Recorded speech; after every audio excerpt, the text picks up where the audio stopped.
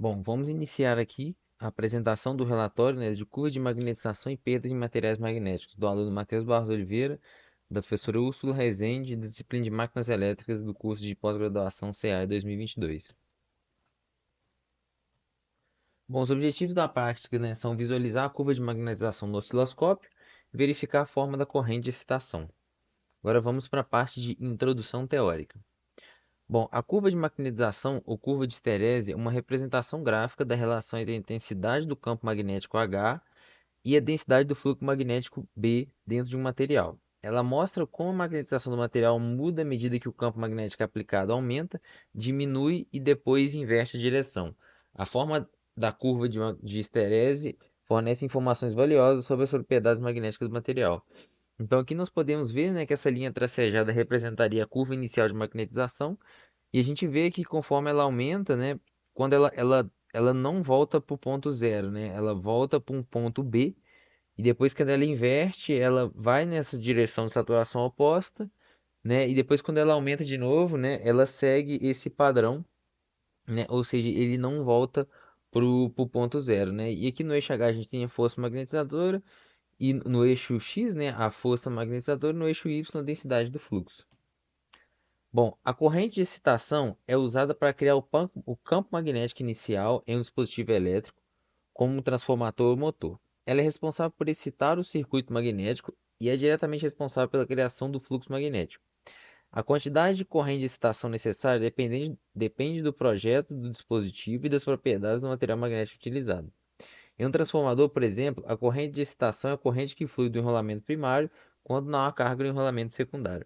Então aqui nós temos, né, a tensão de alimentação e é rebatida, né, na curva de esterese né, que é uma propriedade característica do material, nós temos aqui a corrente de excitação.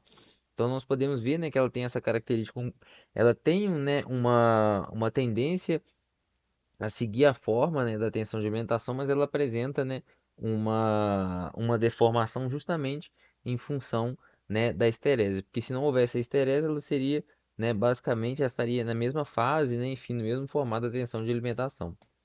Bom, agora vamos para as ferramentas e instrumentos utilizados na prática. Bom, para a realização dessa prática, né, nós utilizamos um osciloscópio digital e um multímetro digital. Vamos, né, para a descrição do ensaio. Bom, a prática consistia em se variar a tensão através de um varistor aplicado em um transformador para podermos observar a forma de onda da tensão e corrente gerada neste fenômeno. Então aqui nós temos, né, a descrição do circuito, onde nós temos o varistor, né, aqui o transformador, um filtro RC, e aqui a montagem real, né, onde nós temos aqui o varistor, onde eu estou passando o mouse, o multímetro digital utilizado para medir a tensão, essa garra, né, do alicate amperino para medir a corrente, aqui o osciloscópio para podermos medir, né, a resposta, né, do circuito. Bom, agora vamos para os resultados, né, da prática. Bom, pode-se observar que ao se variar a tensão aplicada pelo varistor, a forma de onda da corrente de excitação sofre uma deformação. Este efeito ocorre devido à esterese do transformador.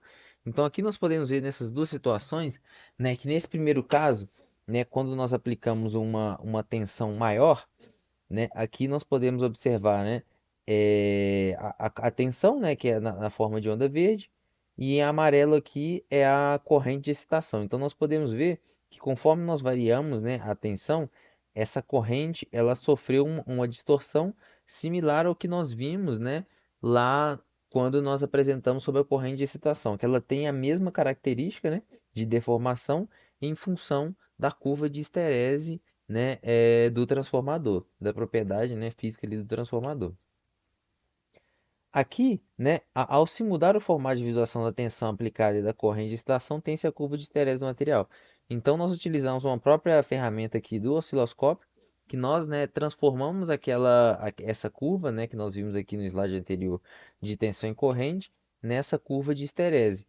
Então, nós podemos observar, né, que ela realmente tem aquela característica, né, de não voltar, né, para o ponto zero, né, de excitação, que é o que a gente já tinha imaginado, né, no modelo teórico, né, da introdução, né, da apresentação. Agora vamos para as conclusões, né? As perdas por esterese ocorrem porque preciso energia para mudar a magnetização de material. Cada vez que o campo magnético aplicado muda de direção, uma certa quantidade de energia é necessária para realinhar os domínios magnéticos dentro do material.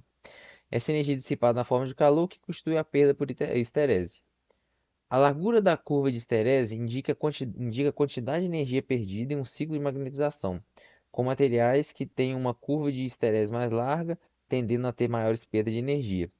A posição da curva de esterese ao longo do eixo H indica o nível de magnetismo remanescente ou magnetismo remanente no material, depois que o campo magnético aplicado é removido.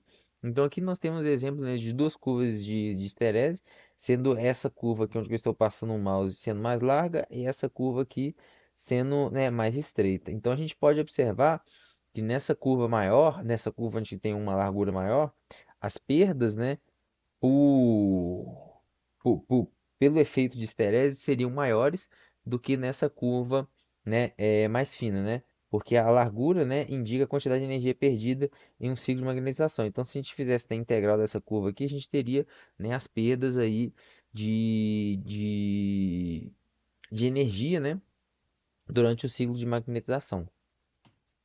Bom, então esse foi o fim da apresentação da prática, né? Muito obrigado aí pela paciência.